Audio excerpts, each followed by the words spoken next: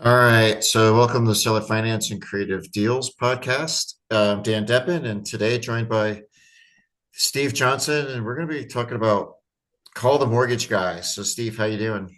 I'm good. I'm having a good week here. It's going well. I'm really excited to talk more about Call the Mortgage Guy, kind of your new arm of offshoot of Call the Underwriter, and what that entails and what that might mean for clients moving forward. Yeah, so to give people just like a quick background on what that is, right? So people probably know a little over a year ago, I bought Call the Underwriter. So we help investors with underwriting seller finance loans and doing compliance on those. But one of the things I kind of observed over the past year, particularly when I was at a conference in Las Vegas back in August, is in the more conventional side of the mortgage world, there's been this explosion in non-QM loans, right? So these are like institutional loans that are targeted at what is commonly the seller finance borrower profile. And we'll get into more of the details as we go into it. But since we've been getting mortgage licensing in various states like Colorado, Texas, and Florida so far, that opens the door to more traditional independent mortgage brokering. So we're now going to be offering some of that under called the Mortgage Guy, but with more of a focus on non-QM. And Steve, obviously you're helping with that, especially in Florida where you're located. So yeah, that's kind of my quick intro Perfect. on Yeah. what that So real is. quick for someone who might not understand, what is a non-QM borrower generally? What are seller financiers running into that Call the Mortgage Guy solves? Yeah, so so starting with even what non-QM loans are, right? So people have probably heard of QM or qualified mortgages. Those are basically ones that meet a certain set of standards that the government will buy them. Non-QM loans are generally originated by institutions. They're compliant. Borrowers have to meet ability to repay. There has to be documentation, but by and large, the standards are kind of up to that lender. They don't have to necessarily cross all the T's and dot all the I's of something that a government program is going to buy it. And so non-QM lending programs come in a variety of flavors, but like a lot of them are targeted at self-employed borrowers, which a lot of like the big banks and government programs kind of frown on. They like W-2. And then they'll also have programs for like ITIN borrowers or asset-based borrowers. They'll do all kinds of other things. But if you look at like what those programs target, it's very similar to the seller finance borrower profile. So kind of historically, um, if you were, self-employed or you had some kind of like non-traditional income or, some other aspect that didn't fall under the government guidelines, you were either kind of maybe out of luck or you could find someone who would give you a seller finance loan.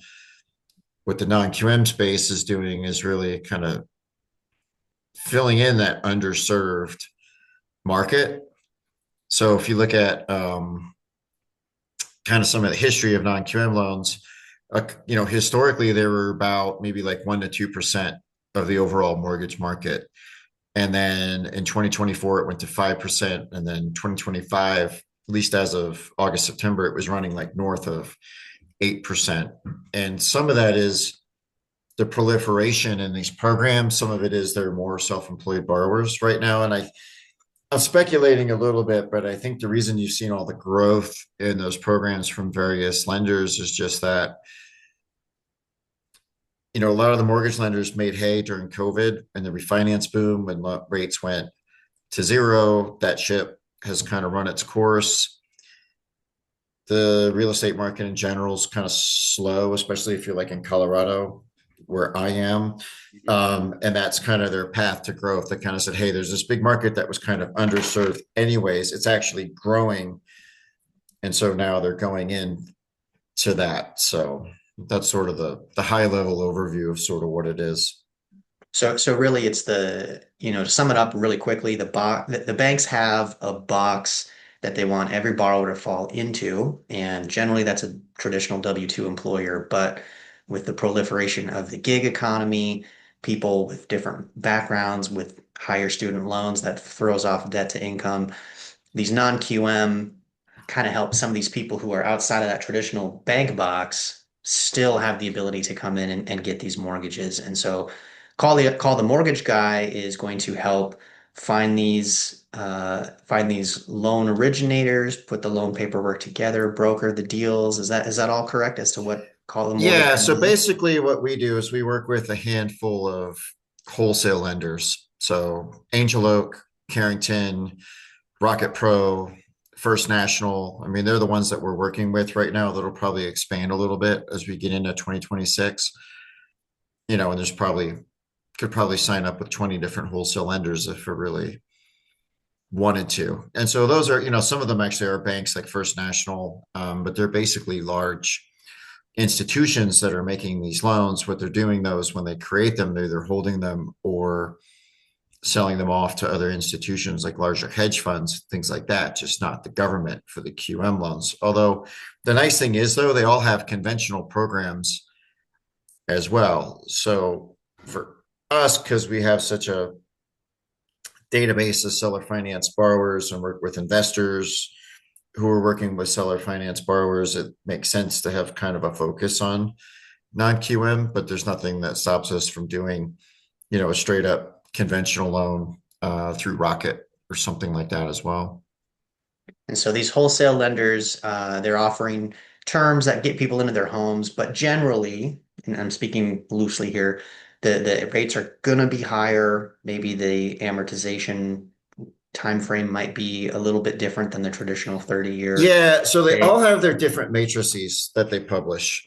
And so the interest rate that a borrower will qualify will be largely a function of their credit score and the LTV. Those are like the huge factors. And then there's like a sliding scale based on that. So if you're a borrower with good credit, especially like 750 plus, and you're putting 20% down, you're basically going to be down on those conventional rates. You're going to be somewhere south of 7% interest rate on a 30-year fixed mortgage. Now, a lot of these programs and mileage varies depending on the wholesale lender, like where their cutoffs are. But let's say that some of them will go down to like 550 credit. But let's say you've got 550 credit, and then it depends too. Like if the credit's lower, then sometimes the down payment requirement goes up. But like if you're let's say 550 credit, 15% down payment, or some of them will even allow 10% down payments in that, your interest rate might be up north of 10%. You're like in seller finance land, right? Mhm. So, but by and large, I think, obviously mileage varies, but I think for most borrowers who qualify, um, their interest rate is probably going to land somewhere in between a bank mortgage and like what a seller finance mortgage would be. Between 7 and 10, at least with today's numbers, give or take. Give or take. Yeah. And Okay. and the thing too is people have to bring something to the table. Like I get pings from people and they're like, well, I want to put 3% down on my credit is garbage. It's like no one's going to lend to you. Like that's Right. just that would be dumb for them to do that. So if you're looking for someone to give you a dumb loan that you're not going to pay, like that's going to be a rough one.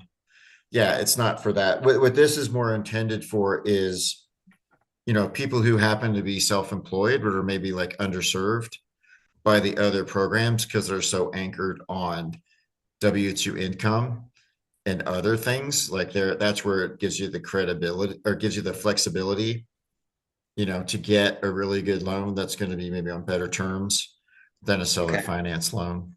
So let's say I'm a landlord. I've got a small portfolio, and I want to start selling off, and I can either sell or finance to maybe other investors. I can come to, would it be called the underwriter or call the mortgage guy I might be going to? So if you want to hold, if you're going to sell a property and you want to hold the loan, then call the underwriter will help you create the loan, create a solid loan. If you are having trouble finding a borrower that can get a conventional bank loan, and so here's what happens a lot, right? So when people are doing seller finance, like traditional seller finance, there's probably five or six like kind of core models people have. So like a lot of investors, they went into the deal with the intent to do seller finance, right? Like I'm going to buy this house, I'm going to basically fix and flip it, but I'm going to do it on owner finance. Or maybe they're an aging landlord that doesn't want to do property management. They're like, I'm going to sell my rental property on owner finance to keep cash flow and convert it to a note, right? In those scenarios, yeah, you're just going to do seller finance because that's the intent. But there are a lot of other scenarios for investors where they have an REO property or they have a property they want to get rid of. And for various reasons, maybe it's a lower dollar property or just where it is or just the buyers that are showing up. They're having a hard time finding a borrower that can get traditional financing. So they're looking at seller financing as a means to sell the property. So if you're in that boat where you're looking at seller finance because it's your mechanism to sell the property, but really you would prefer to just get paid in cash instead of hold the loan, then what you can do is connect your borrower to a mortgage broker who speaks non-QM. Because Mhm. if they qualify for that, then you get paid in cash. Because the other thing too, right, is because so many of these programs are new, the vast majority, like 90% of agents and a huge chunk of mortgage brokers are not familiar with this or don't do it. And then also a lot of mortgage brokers are extremely lazy. Like I've talked to ones who said, how are things going? Oh, my business has fallen off. Really? Why? Oh, well, the refinance boom is over. Oh, well, have you looked at like doing non-QM loans? No, I like to stick to the conventional. Why? I've heard those are challenging. I just like this. So that's going to be like a huge chunk of your mortgage brokers. So what happens commonly is borrower wants to buy a house, they talk to a bank, they tell them no, and they assume they're done. They don't even Yep. know that non-QM exists. The agent doesn't necessarily know that non-QM exists and doesn't necessarily have like a broker that they work with that they can send them to get to a non-QM loan. If you talk to the mortgage broker, even if they're connected with a wholesale lender who does non-QM, mortgage brokers are can be insanely lazy. I say that as one of them. And so they kind of like if it's just straight W-2 conventional loan, there's less back and forth, there's less hassle than, going back and forth with collecting bank statements and other things like that. And so a lot of them just don't want to bother doing it, even if their business is down and they're struggling with that. It's kind of a funny thing. I mean, we're more like, the people with the more entrepreneurial mindset are kind of okay with, okay, I'm doing this thing right now. It makes money. Oh, the market shifted. What do I need to adjust? Oh, I can shift over here and you go. A lot of people in this space, I don't know, maybe they were attracted to it just because it can be fairly cookie cutter. And it's like, no, I have this recipe. I like to follow the recipe. And sometimes if the recipe doesn't work, they'll either just keep trying to follow the recipe and do less business or exit. And that was the other thing too. I think we talked about offline a while ago, like the number of people with RMLO licensing has decreased Well, over the last it's year or peaked so. up in, yeah, it peaked up in COVID, right? Kind of because Yeah. people And were then a lot getting of people bored. just exited. It's like, oh, I can run the Yeah. script. It's easy. Oh, that doesn't work anymore. Okay, I guess I'm done.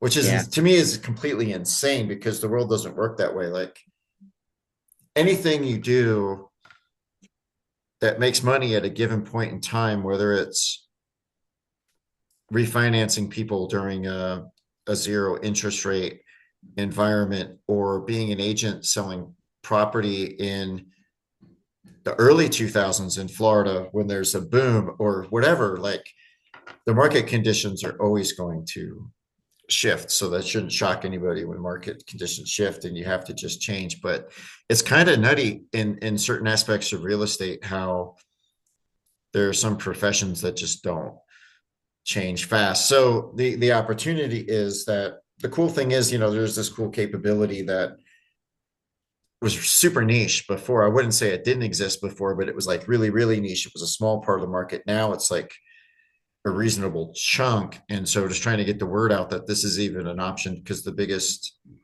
challenge is most people don't even know that Well, and it's I an option predict that. available to them.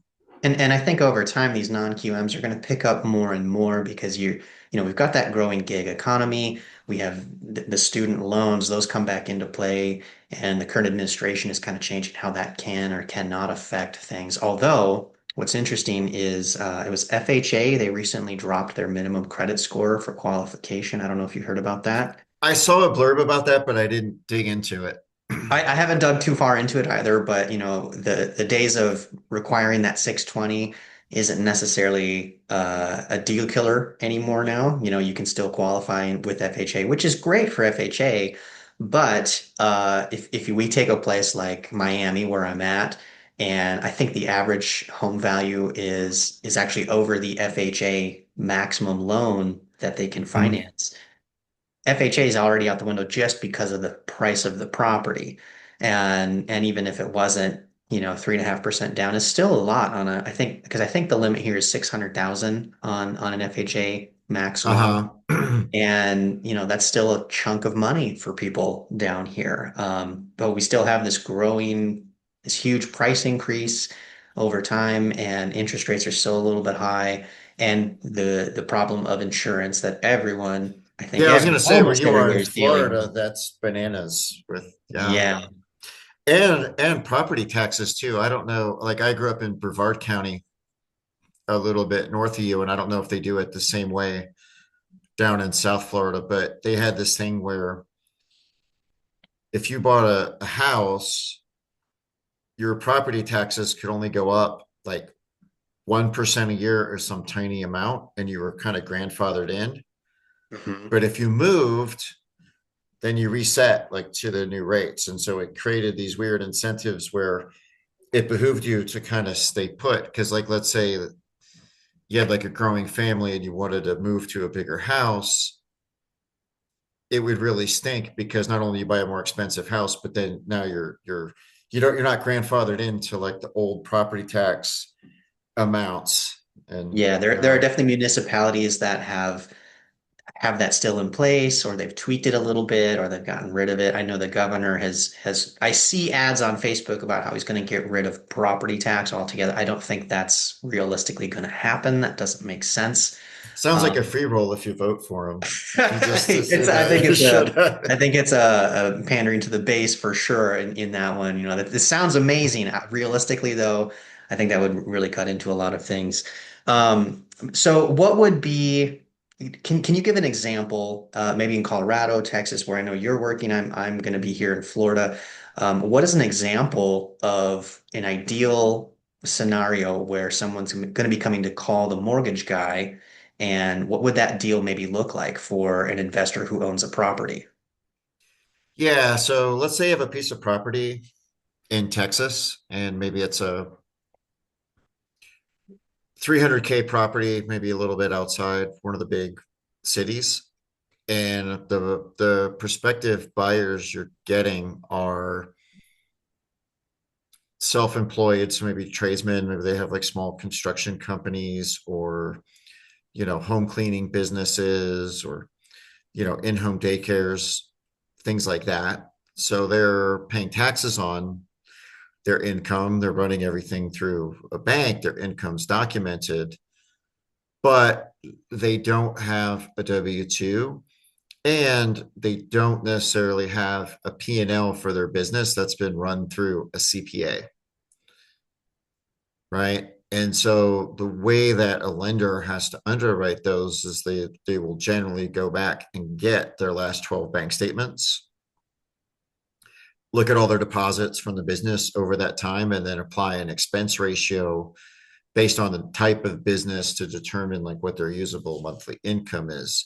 So most of your like banks, like the government program, they're just not going to deal with that like at all. They're just like, we're out.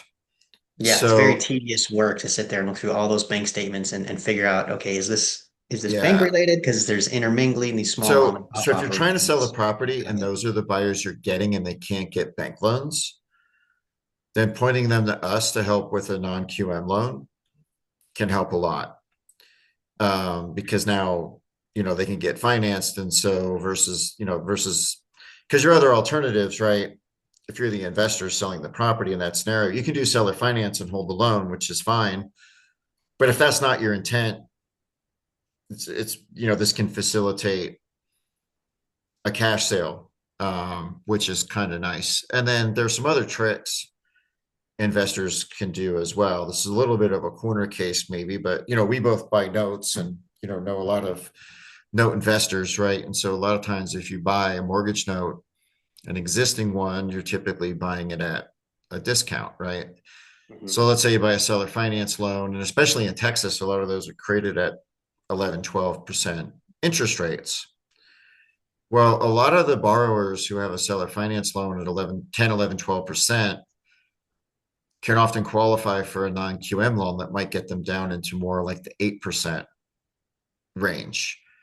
So they get a big benefit from refinancing. So the other, I'll call it a trick you can do, or the play you can run is you go out and buy a loan at a discount. And then if your borrower is interested in refinancing, you point them to a non-QM lender and you basically engineer yourself an early payoff on the note. And I think that's a valuable strategy. And I've even told the note investors, and sometimes they look at me like I'm from Mars, but I'm like, why would you not do that if you can? Or at Yeah, least rather than attempt having to. it. Yeah, yeah, it's an option. You can go to that, always go to that borrower and say, "Hey, why don't you try refi?" They might push back and say, "I've been to the bank. They knock me down every single time." And you can say, "Well, I got this guy, call the mortgage guy. They can help you get into something potentially with the what's that non-QM loan." So there's more options out there. And really when it comes to marketing to those borrowers, what's the ideal strategy there? Is it working with agents, with the investors, or are you getting directly in front of those borrowers somehow? It's kind of all of the above, really. I think the main thing with the borrowers is just letting them know that they have options. Like a lot of times people will go to a bank, the bank says no, and they assume that that means no. That just means the bank said no. And so it's more letting them know that there's all of these other options in between. So sometimes people are aware of the seller finance option, but then now there's this third thing you can do as Right. well. I haven't had too many conversations with agents as of yet. This is all fairly new, but I think it'll be really valuable for them too, because a lot of times they have property they're trying to sell or they have a client, right? If an agent gets a client and they're self-employed and they can't get a bank loan, they might think, oh, okay, they're done. I can't find a home for them. But then once they know about non-QM, if the borrower qualifies, for agents, I think it's actually way more valuable than probably for anyone else because once they crack the code on that, it'll allow them to close a lot more deals that they couldn't have done otherwise. And unlike the borrower who's going to buy a home, the agent can go and sell a ton that way. Now, is it possible for the borrowers to go and get pre-approved with a non-QM, or does that typically follow the property itself? Does that same pre-approval process work? I mean, it works the same as the conventional mortgage space. So usually you want to have the property picked out, but yeah, we can do pre-approvals as well. So Okay, basically what we do is there's a pre-approval form on the Call the Mortgage Guy website, and it just, asks some basic things so you can get an idea of what you might be able to qualify for. We'll go out to our non-QM wholesale partners and begin, shopping the loan to figure out like what's going to be the best program for them that's going to get them the best interest rate and the best terms and fees. And then they can fill out the full application and then we get going on, the actual approval of the fantastic. Is loan. would you say that for Call the Mortgage Guy, is this underwriting process and finding the deal, making everything come around full circle, is that going to be longer than the traditional bank process or just as streamlined since it's not? Some of that's going to depend on the wholesale lender. It's probably going to be a little bit similar. In the end, I would say a lot of these wholesale lenders are speedier than a conventional bank. Hmm. But and in this case too, right, the wholesale lender is doing the underwriting. So with Call the Mortgage Guy, when we're doing the traditional kind of mortgage brokering, we're not actually underwriting the loan because the wholesale lender is going to make the loan and fund it. And so they are the ones doing the underwriting. So on one hand, they're a lot speedier than traditional banks. I'd say they're a lot more nimble, but they also do have more work to do on the underwriting side. So it might be like a little bit of a wash till it's all Right. said and done. And a lot of it depends on the file, right? Like if you're a borrower and let's say you're self-employed, but you've got a separate business checking account, which hopefully you do. Maybe you created have everything in QuickBooks and you can produce a P&L that makes it really easy. That can go super fast. When you get the other files, which I underwrite every day, call the underwriter, where it's like they got one checking account, it's commingled, their personal stuff is commingled with their business. And Rough. oh, I asked for 12 bank statements, I sent you nine. Okay, we need the other three. Okay, now we get the other three. Hey, wait, we didn't get all the pages. We need these pages that we're missing. That can definitely lengthen out the What would process you a little bit. say, what would you say is the biggest hang up borrowers have with the whole process? Is it providing all this documentation, or is there something else in there? Yeah, that's the thing, right? I mean, I think borrowers dread providing a lot of documentation and doing, all of that stuff. It's definitely tough and intimidating because, yeah, coming up with those 12 statements, it feels like it's an invasion of my financial position in life. And And it totally is, right? yeah, Because absolutely. someone's gonna loan you $500,000. They have to make sure that you can pay it back. So well, yeah, you're giving up your bank statements and someone's looking at all the details of your financial life. They're also giving you a bunch of money to put you in a home. So it's kind of a two-way street. Although the good thing too is, right, like because the wholesale lending programs, these are basically private institutions. So they're not going to have as much red tape and nonsense as some of the government programs do.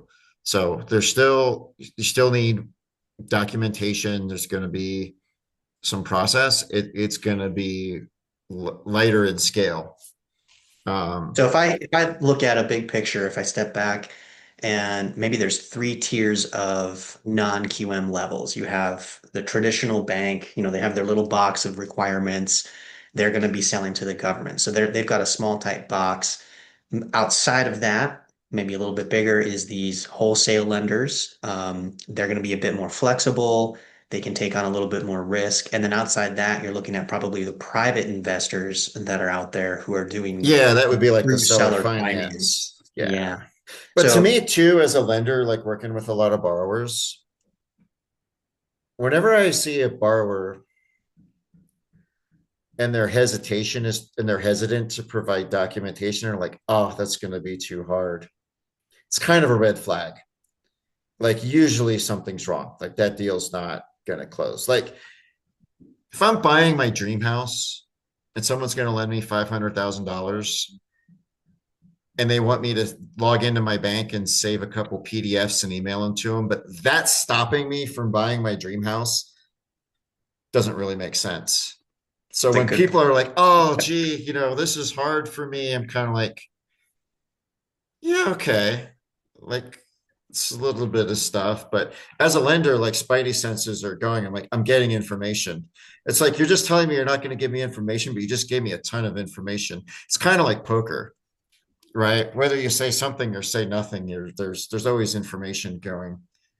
back and Well, and forth. alone in my time of doing underwriting, both with a Section 42 property and in looking at notes and just and having mobile home parks, I've seen a lot. You get a lot of information from people from their credit reports, from their income statements, and unfortunately, everything is online. It's very easy. Whenever I hit that spot where I'm like, there's some red flags here. It's really easy to find out more information online on most people. Pretty much anywhere at this point. So my opinion is most of your information is not that safe. Like, will I be able to research exactly how much money is in your bank account? No, but there's public records out Oh there. yeah, and there's some There's interesting a lot of services ways to see coming out. things. Like earlier this year, I was beta testing this thing. Was it? I think it was called Risk Seal. I talked about it a little bit in one show, but I was checking it out, and what it'll do is it'll basically go and grab the social profile of people, and it won't necessarily tell you online activity, but it will tell you like where they have subscriptions. And they've done a lot of study to correlate credit worthiness to the types of subscriptions they have. So it can Oh tell you no. like oh, Steve has a subscription to Disney Plus, so this tells me something about him, or they don't have any. The other thing that was really funny was sorry, someone rang the doorbell. Now the chihuahua's barking. But it could also figure out, it would search their emails and tell them if they had uh, paid for subscriptions at adult sites, and it would like give you the Oh. map of that. The funny thing though, is I talked to the founder of the company. Those subscriptions actually map to higher levels of credit worthiness. So I guess if people are actually willing to spend money on that stuff, it means they're a little more for real. They're So they're paying a premium. They're willing to pay the they're premium, willing to pay the premium. Yeah, they're premium I customers. I So, guess that makes sense. That makes a so lot I of sense. haven't I haven't incorporated that into the call the underwriter processes, because I ran it by some lenders and people kind of didn't know what to do with it. So I haven't. It's But very yeah, there's a lot interesting. of information out there. So I mean, if you don't want people to know your financial information, well, then you don't take a loan, right? You just do Yeah, then everything in it's going to be cash. hard to And get that loan for sure. yeah, those are Um, trade-offs you make. so now that Call the Underwriter and Call the Mortgage Guy is it's kind of this collaboration thing. How would you describe that this is becoming a superpower and what are those services that you're really able to provide that you couldn't do just a few months ago? Yeah, basically, if someone wants to sell a property to a borrower who can't get a traditional government-backed loan, then there's a whole slew of options available.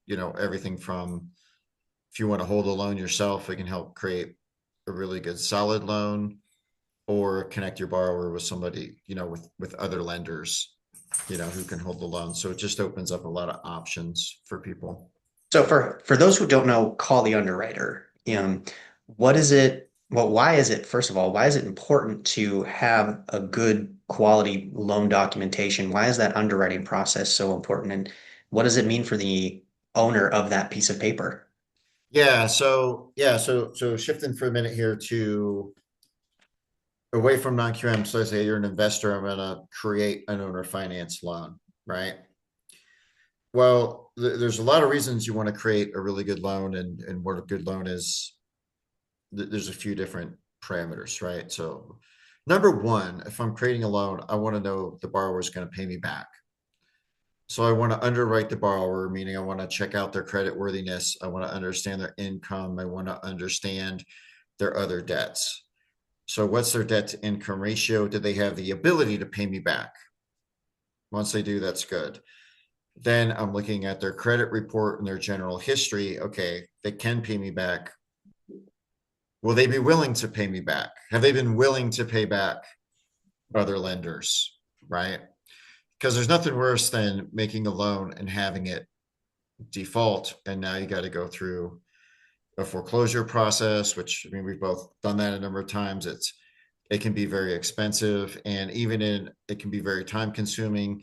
Usually if a borrower stops paying their mortgage, they also stop paying their taxes, insurance. So use the lender are on the hook.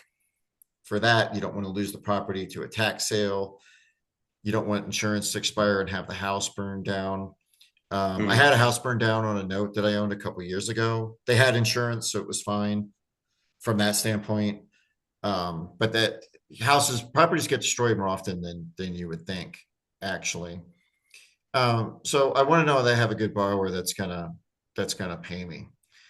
And then another step is, okay, so I've got this good loan, it's going to cash flow. One of the things I think people undervalue and don't think about necessarily when they're not familiar with owning loans is it's an asset that if it's a good one, you can sell if you want to get liquid, or you could sell a partial of the loan. You could sell like a couple years of payments instead of the whole thing. Or what I like to do a lot is borrow against your loans. Use a loan you own as a piece of collateral to take a loan from an investor and Mhm. leverage it.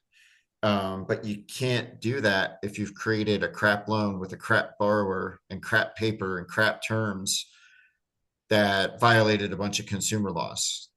That's not going to work. The other thing that happens too a lot with call the underwriters, like at investors who say, hey, I'm going to make this loan to an owner occupied borrower. I want to have a 18-month balloon. Well, there's a lot of consumer laws that kick in. You technically can do a balloon payment for an owner occupied loan, but they have to be at least 60 months out. And so my question to them is, okay, like what are you trying to accomplish with that balloon feature? Like what's your goal with that? They go, oh, well, I want to get liquid. Okay, cool. If you create a really solid loan with a 20 or 30-year amortization, you can sell that loan anytime you want. And so that's actually better than a balloon because unlike a balloon that comes due at some date that you set, I can sell the note on day one. I can hold it for 5 years. I can hold it for 30 years. I can sell it whenever I see You fit. I have call it the you've got anytime more control balloon. over the yeah, you've Yeah, got more there's control over the there's liquidation way more event. flexibility. And Hmm. the other thing too is people assume, oh, if I sell a note, I have to take a haircut because note buyers like a discount, blah, blah, blah. Well, here's the other reason why the good underwriting and the compliance matter. If you're going to create a note and sell it, don't sell it to a note buyer or a note investor. I say Yeah. that as one, but screw those people. You don't want to sell to them. They'll have crazy expectations. They'll be a pain in the butt. It's a nightmare. You want to sell to an institution. I have a client just recently created a note, and a bank is in the process of buying it for 98 cents on the dollar. And is this kind of an occasional note creator, or are they creating notes Oh no, often? he knows what he's doing. No, Okay, this okay. is no, they do them Well, right. well They're seasoned in good. the space. But yeah, the Mm-hmm. idea that you can sell for, 98% of what that note is worth to a bank is huge because the note buyers that I know in my space, I think they would still balk at 95 cents on the dollar. They'd expect you to go Oh, lower. right. Because a lot of your note buyers, right? So for people, because there's two, Mhm. like the note buying and note creating are separate worlds. And so They people who really listen to are. this come from both. So if you're from like the creative finance world and you're not familiar with note buyers, a lot of them started doing this in the wake of the financial crisis, where there was like all this bank paper that flooded the market and prices were cheap. And so they're anchored on note pricing from a market that existed maybe 10 years ago that Mhm. that doesn't exist today, and they're trying like hell to recreate it, just like the mortgage broker that was fat, dumb, and happy during the refinance boom, and now that's gone and they don't know what to do and they're trying to do the same thing and it doesn't work. There are note buyers out there who are kind of trying to do the same thing. They're trying to run recipes that don't work It worked at one anymore. time when the market swung the other way Yeah, and and that's great, but differently. now it Yep. doesn't. So if I'm that note buyer, maybe I buy a crappy note and fix it, or maybe I buy a note that I can get at a discount and engineer a payoff. Maybe I got to do something a little different than I did Yeah, I mean five, that's ten to years say ago.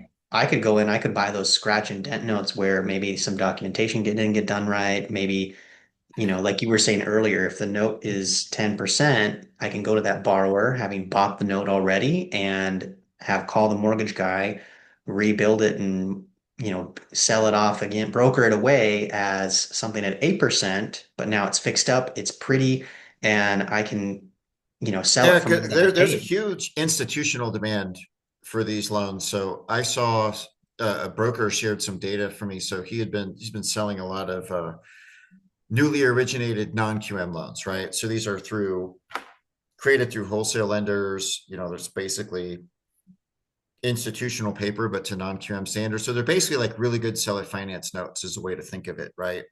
You've got a seller finance borrower, but everything's really well originated. And a lot of stuff he's been sending out lately, he sent me a list of like what they sold for, and they were selling for like 100 to 103 cents on the dollar, Oh, that's nuts. brand new, right? Yeah. So if you're the note buyer and you want some big discount on a high quality, good luck. Like it ain't Yeah. happening. And the reason for that is, right, if you look at the institutions that are buying these, their cost of capital is very low, right? And so just like I like to buy loans and then hypothecate against them.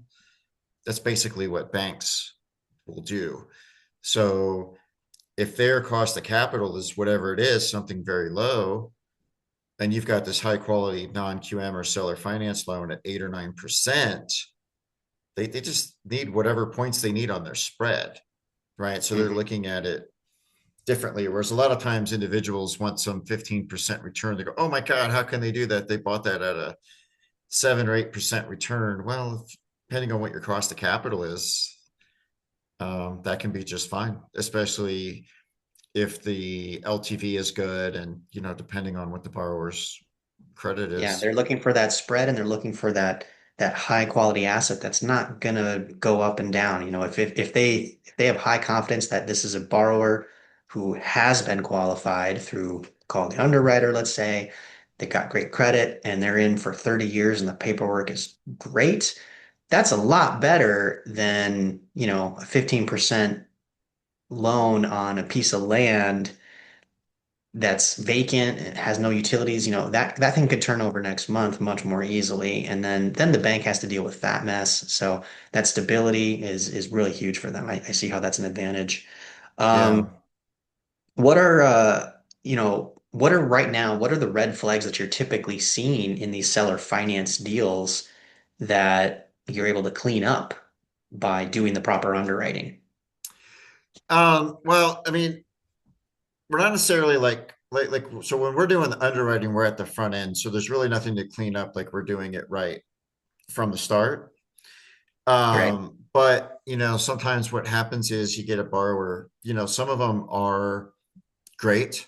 Like I did one just earlier this week where I had like over 800 credit score and 30K in income Those a exist? month. Wow. They do exist. They Wow. exist. They exist in Boulder, like 20 minutes where I am. Um, yeah, and you know, those are pretty easy, but you know, sometimes you see ones, and then sometimes you see ones where the borrowers are just a mess. Like, you know, sub 500 credit scores. I've seen a number of those, a bajillion accounts and collections. I did one a couple of months ago. So in the credit report, it'll tell you if they have credit accounts that are like in collections. And I had never seen this, but somebody had 17 accounts in collections. And in our loan software, like you'll put in the loan conditions, okay, if you want to make this compliant, you got to clean up these collections accounts. There were so many they didn't fit. Like, which I told the lender, like, if they have so many collections they don't fit, that's kind of a clue. You should not be making the loan. But I think one of the areas too we add value though is if you look at the Dodd-Frank bar for compliance, it's actually fairly low. So for me as an investor, a loan could be Dodd-Frank compliant. I'm not necessarily going to be comfortable with the risk level with that investor. So what we try to do is give them color and kind of let them know, like, okay, here's where they stand on income, here's where they stand on credit. You know, here's the overall risk level of the loan so that the investor can make a more informed risk reward decision on whether to proceed with a borrower or not. Now, the tricky spot that investors slash sellers lenders find themselves in a lot that we try to help mitigate is let's say you go out, you find a borrower, they seem good, maybe they go under contract, start putting them through the underwriting process. Maybe the borrower's a little pokey to get their stuff in. Maybe they're like, oh yeah, privacy. Oh, I don't want to share my stuff. And you have to kind of pull it out of them over the course of a week. And then you find out the borrower is not that great, either not compliant or not that good. And now from the investor standpoint, they're like, I'm a couple weeks into this. I really don't want to start all over because that's a pain. Maybe they've got other like hard money loans they're paying off as part of this. You don't know. And they grit their teeth and they stick with the bad borrower rather than start over. So one of the ways of trying to help investors get out ahead of that is one, educating on the pre-screening process. So on the Call the Underwriter website, there's a whole page on pre-screening. And now we've got a form link. You can send that form link to your borrower. It's a pre-screen form. It's not the full application, but have your borrower put that out. And then it also asks for the lender email. So as long as the borrower puts in your correct email, you'll get a copy of the results. And so I think like the more thorough pre-screening helps you from getting painted into a corner. And then also, hopefully, you're not doing deals where you're super tight on cash. Like I know part of the reason like the subject to world is very popular. There's just some other structures where you can pull these off without having money in the deal. And actually, this is just something I was talking to Caleb Christopher about recently. It's okay to structure deals where you end up with no money in it, but you don't want to do them with no money in your pocket, right? If you don't want to be under pressure, Mhm. like to get this thing closed, because sometimes that can induce you to make not the greatest decision in the heat of the moment. So, So what you brought up a good point with the sub two deals. Those are pretty big right now with people mm-hmm. like Pace Morby that are out there really teaching a lot of people how to go about doing it. Sometimes they're done well, sometimes they're not done well. How can Call the Mortgage Guy help people work those things out if they start to go sideways, or maybe it's just jumping Oh, out of them well, early? so call the mortgage guy with the brokering doesn't offer a way to help with sub twos, but call the underwriter, the underwriting process, that's where we can help a lot. Okay. So, generally as part of a sub two, if people aren't familiar with it, somebody's basically buying a property subject to the existing lien. They're going to agree to make payments on that existing lien. They're going to wheel around and sell the property to someone else on owner finance at a higher interest rate. So maybe that underlying lien you're paying is like 3%. And then I create a loan for somebody else at 8%. And then maybe I sold, then maybe I bought the property at a good price because it was a little distressed. And now I'm creating this spread. So at the end of the day, I'm kind of out of the property, but I'm paying on a 3% loan and collecting on a larger 7 or 8% loan, wherever that is. Now, anytime you create a loan, like we kind of talked about earlier, really well understanding your borrower, having really well underwritten the borrower is super key. And then having the compliance stuff all tight is important too, because if that borrower defaults, I got to be able to enforce the lien. Last thing I want is to get a bad borrower. They default, I start foreclosure, and I didn't bother to follow the consumer rules because of reasons or whatever. I was busy. And if they push back on that, you could have a real hard time enforcing Yeah, you that could end lien. up with that person st being able to legally stay in that house Yeah, while they're not paying, but while you still have to pay the original mortgage. right. So Not a good foreclosures are feeling. never fun because the legal expenses are high. You're not getting cash flow. You're probably paying for taxes and insurance because the borrower probably isn't. And then if you're doing a sub two, the price of poker is even higher because now I'm also on the hook to pay this lien. And even in a fast foreclosure state, if the borrower wants to push back even for nonsense reasons, any judge will defer a couple court dates for them. They can drag it out a little bit if they want to file bankruptcy the day before the auction and then drag that process out and not fulfill it till you get relief of stay. They can add a year to it super easy Very that easy. way. Yeah. So I feel like all these creative methods and subject to in particular, they're great strategies. They can be really profitable. It can be awesome if done correctly. If you do it wrong, you can really create messes. I think of like when I used to live in Florida, I went scuba diving. I used to go scuba diving reef. Okay, Pretty nice. simple. You get certified. They have certain rules. You do certain things. You kind of follow the rules. It's pretty easy, pretty safe. You do it wrong, you're dead, right? And so it's kind of like that. Like if you do it right, it's fantastic. If you do it wrong, not so much. And what I try to let people know is sometimes people just hear of people who have done it wrong, and they think they shouldn't do those things. That's not necessarily true. You need to know what you're doing and then just do them, And there's a lot of right? misinformation out there about how to underwrite, how to do loan docs. Oh Lots God, of people are yeah. using Chat GPT to like, hey, take 10 of these leases and promissory notes and compile it, take the best parts and smush it into one document. It's probably And better than talking to some attorneys, but yeah, it doesn't. And sometimes it is. and I've I've done a lot experienced that of as well. AI like researching rules, and I've had ChatGPT tell me things that were like flat wrong. Oh yeah, Um, you absolutely. And know, it so doesn't know the consumer laws and how it yeah, applies in specific situations. And not knowing that, if you're not familiar with that, it's very easy to make a mistake, which can then, if things start to go sideways, can mess you up in court, for in a foreclosure case potentially. So I guess I look at it as, you're doing the underwriting through Call the Underwriter. It's a really cheap insurance policy to make sure that your paperwork's going to look good and your consumer was properly vetted according to consumer regulations. yeah, exactly. So, well, that's probably a pretty good stopping point, especially because I got another call in 4 Okay, minutes. But perfect. yeah, Perfect. but I have more questions. I didn't really use the oh, paperwork we're as gonna we're much. gonna continue this. We'll Yeah. probably be doing like lots of these. So yeah, Yeah. no, we'll have no shortage of time to cover all the Yeah. bases. So And I definitely plan to put them all out more as little snippets than bigger long chunks sure. on my end at least. So No, um, sounds great. Well, hey, well, thanks for joining. I really appreciate it. yes, thank you for having me here. This was a very good conversation. I'm excited to see where Call the Mortgage Guy goes and Call the Underwriter goes with it. Yeah, absolutely. All right.